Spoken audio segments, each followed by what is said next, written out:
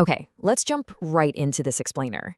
When we think of Dubai today, right, we automatically picture supercars, artificial islands you can literally see from space, and just this endless forest of glass towers. But what if I told you that back in the middle of the 20th century, absolutely nobody would have predicted any of this? Today, we're going to deconstruct exactly how a tiny, dusty desert outpost in the 1950s managed to engineer absolute global wealth. And trust me, the tactical blueprint they used is incredibly gripping. Look, right off the bat, we have to shatter a massive myth.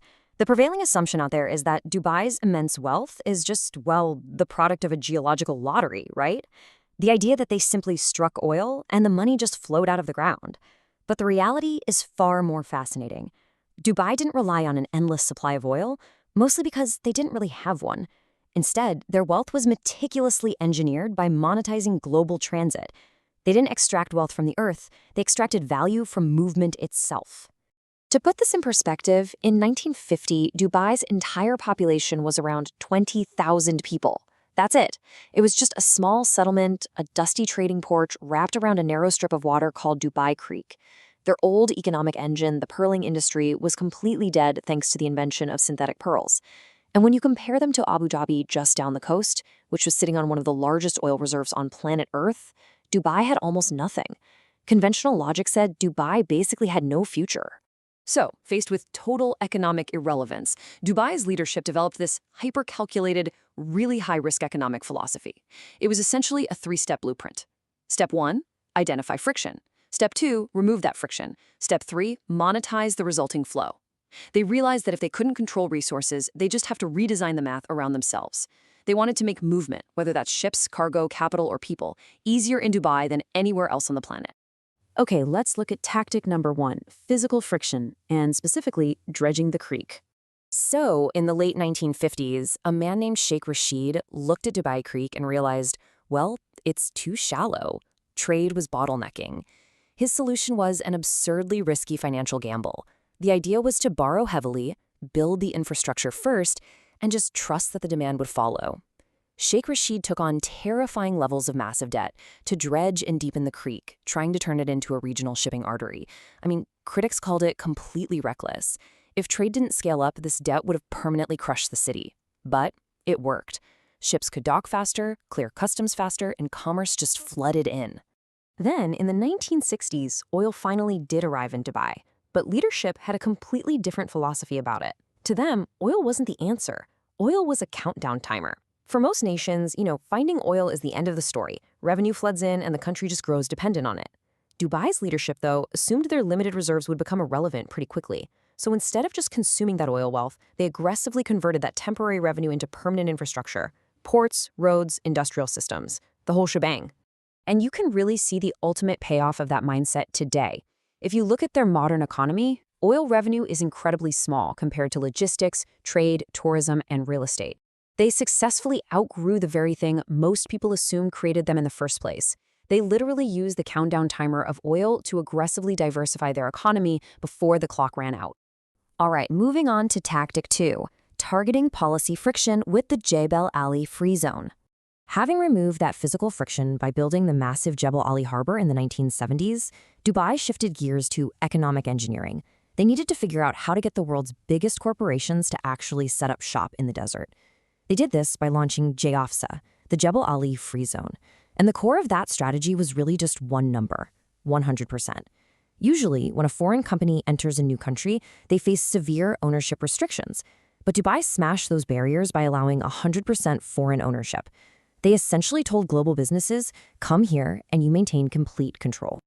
But wait, they didn't stop there. They paired that 100% ownership with a massive zero. Zero taxes, zero delays, fast approvals, and absolutely minimal bureaucracy. This was a total game changer. I mean, think about it. Why would a multinational firm build fragmented operations across a dozen different, highly taxed, highly regulated countries when this hyper-efficient gateway existed?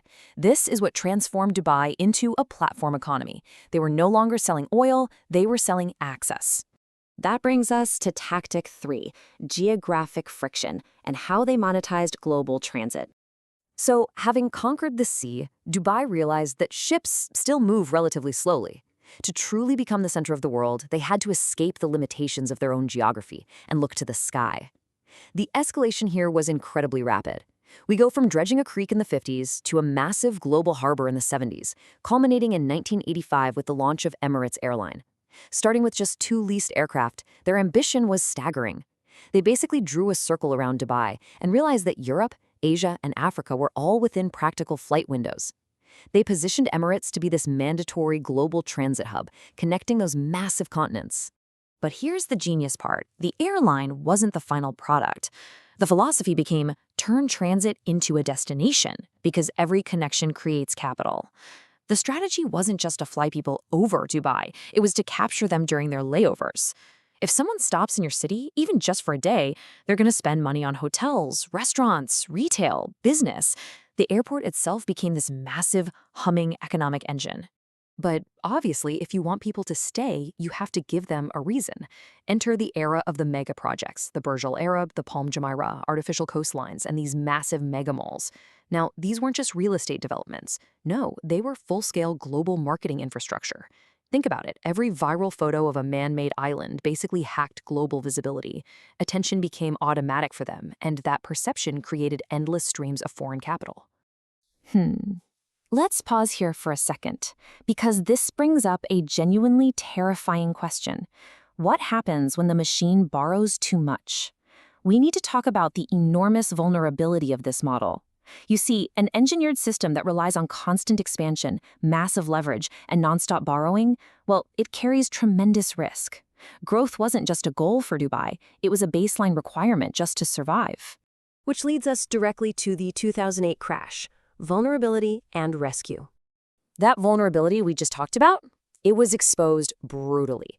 By the mid-2000s, real estate had absolutely exploded. But then came the 2008 global financial collapse.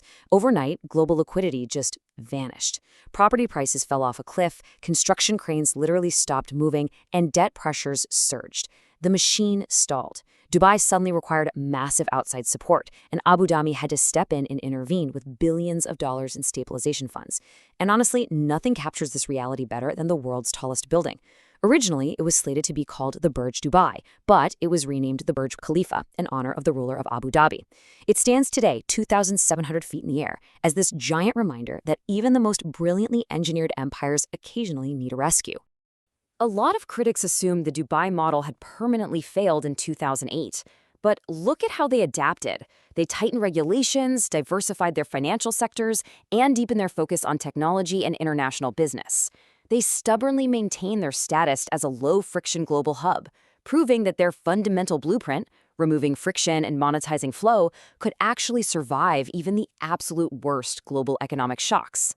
Resources increasingly go where people can move fastest. Dubai's ultimate achievement wasn't just getting rich, it was escaping geography entirely. They took a dusty creek and turned movement itself into an industry, completely changing how modern cities think about power. It really leaves you wondering, in an increasingly connected world, are land and oil still the ultimate power, or does the future belong entirely to those who make themselves impossible to bypass? Think about that, and we'll see you in the next explainer.